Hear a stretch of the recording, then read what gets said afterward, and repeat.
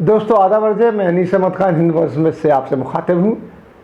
बहुत बड़ी घटना हुई है इस्लामी जगत में अभी हाल में ही, जो खाना काबा यानी पूरी दुनिया के मुसलमानों का जो सबसे पवित्र स्थान है मक्का, वहाँ के जो इमाम हैं जो नमाज़ पढ़ाते, उन्होंने एक ऐसा बयान दिया है पिछले फ्राइडे को, जुमे के रोज़, जिससे पूरे इस्लामिक पूरी दुनिया भर के मुसलमानों में एक हलचल सी मच गई है।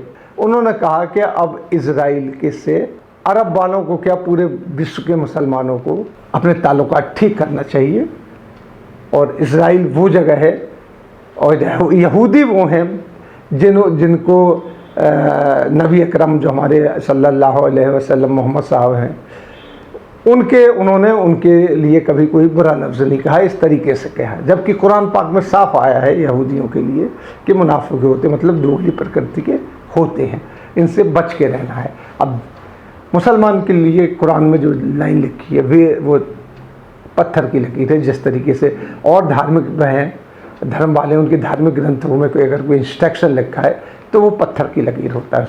इसीलिए मुसलमानों के साथ है, तो पूरी दुनिया के मुसलमान मानते हैं। इस तरीके से ये बात हुई है।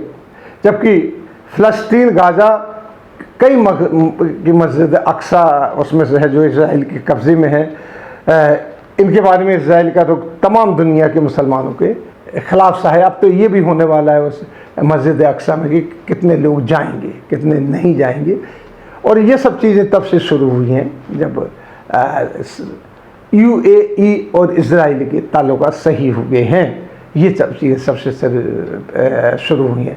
इससे पहले कि मैं खबर में आगे चलूँ, आपसे एक अपील करना चाहता हूँ कि आप हिंद वॉइस को देख रहे हैं तो आप हमें सब्सक्राइब कीजिए, वेबसाइट पे जाइए, और बेहतर है कि आप फेसबुक पर भी जाइए और हमें लिखिए कि हमको खबरों में और क्या सुधार करना है। इसी के साथ पेटीएम पे आप कुछ हमें इमदाद दीजिए, हम लोग समझी भी हैं।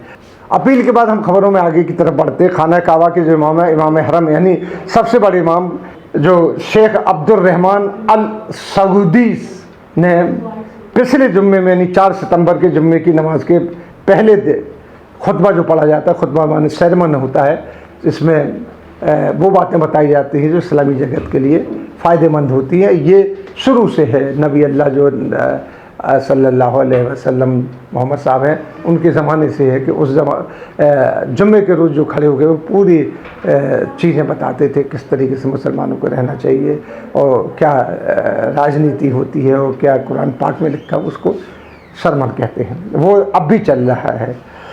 लेकिन इस खुतबे में कहा गया कि अरब देशों को ही नहीं, पूरे विश्व के मुसलमानों को अब इज़राइल के साथ खड़ा होना चाहिए, और अरब देश जो इज़राइल के साथ अपने संबंध सुधार रहे हैं उनकी हिमायतानी समर्थन करना चाहिए, जिससे UAE की तरफ उनका इशारा था और ख़ास तौर पर सऊदी अरब की तरफ भी इशारा था। इसके साथ ही दुनिया भर के अखबारों में, न्यूज़ एजेंसी और सोशल मीडिया पर एक बड़ी ज़बरदस्त भूचाल आ गया और बहस छिड़ गई है, क्योंकि इज़राइल ने अपनी स्थापना 14 मई 1948 में 14 मई 1948 से अब तक अपने मुसलमान विरोध जो उसका उसूल है, यानी जो उसका एक सबसे पहला मापदंड, उसमें कभी कमी नहीं की है। उसी के लिए वो जाना जाता है। फ़लस्तीन के साथ चले रहे उसके युद्ध में सैकड़ों मुसलमानों की मौत हुई और शहीद हुए हैं, वो चल रहा अभी तक। और इसी तरीके से इज़राइल स्थित लगभग इज़राइल ने जो मस्जिदें बनी हैं, 3000 मस्जिदों को तोड़कर गिराकर या उन्हीं मस्जिदों के स्ट्रक्चर के अंदर नाइट क्लब या बार खोल दिए हैं। ये रिकॉर्डेड चीज़ है। धार्मिक मान्यताओं को लें तो मुसलमान और यहूदियों के बीच में कश और तनाव 1400 साल से चल रहा है। जब इस्लाम वजूद में आया था तो ये यहूदी ही थे जो मोहम्मद सल्लल्लाहु अलैहि वसल्लम के सख्त खिलाफ रहते थे, और इन लोगों ने उनको कई बार धोखा दिया है। इसीलिए इनको मुनाफिक कहा जाता है कि जो कि साथ रह के दगाबाजी करते हैं। इज़राइल से संबंध बनने के जो शुरू हुआ है, UAE से जो उनका मुआहदा हुआ, और मुआहदा भी इस तरीके से फटाफट जब अमेरिका ने कराया था कि अब वहाँ से उन प्लेन भी चलने लगे, डेलीगेशन भी आने जाने लगे, सब शुरू हो गया वहाँ पर। अब बात चल रही है कि सऊदी अरब से भी उनके संबंध ठीक हो जाएंगे। और जो इमाम काबा ने जो ये बयान दिया, इसके बाद तो और भी पक्का हो चला है कि ये बुनियाद है परखने के लिए कि मुसलमानों को क्या रिएक्शन होता है। इस तरीके से ये बात कही गई है, क्योंकि इमाम हरम जो हैं उन्होंने जुम्मे की नमाज में बताया कि मोहम्मद साहब के कई उदाहरण पेश किए मोहम्मद सल्लल्लाहु अलैहि वसल्लम के, कि उन्होंने किस तरीके से यहूदियों की भी मदद की है। यहाँ एक बात है कि जो अल्लाह की तरफ से हमारे पैगंबर हज़रत मोहम्मद आए थे तो वो क्षमा के लिए आए थे, वो कभी किसी से बैर मूल्य लेते थे। इस तरीके से कहा जाता है कि वो दुनिया में इसीलिए भेजे गए थे कि क्षमा करें वो सब लोगों को, और क्षमा का फल ही था कि उन्होंने पूरी की पूरी इस्लाम फैलाया पूरे दुनिया में। इमाम हरम ने यही बातें बता के कोशिश की है, बता के कि यहूदियों के साथ मोहम्मद साहब का भी सॉफ्ट कॉर्नर रहा है, तो लिहाजा आपको भी सॉफ्ट कॉर्नर यहूदियों के साथ रखना चाहिए और इजराइल से अच्छे संबंध बना के रखना चाहिए। इसके बाद दुनिया भर के मुसलमानों में एक लंबी बहस चल गई पवित्र काबा को इस तरह की राजनीति का, और ये बहस चल गई कि पवित्र काबा जो काबा है, जिसको सबसे बड़ा धार्मिक तीर्थ स्थान कहा जाता है, यहाँ से राजनीति करना, यहाँ से भाषण देना, यहाँ से सरमन देना, ये गैर ज़रूरी चीज़ है, यहाँ से नहीं देना चाहिए।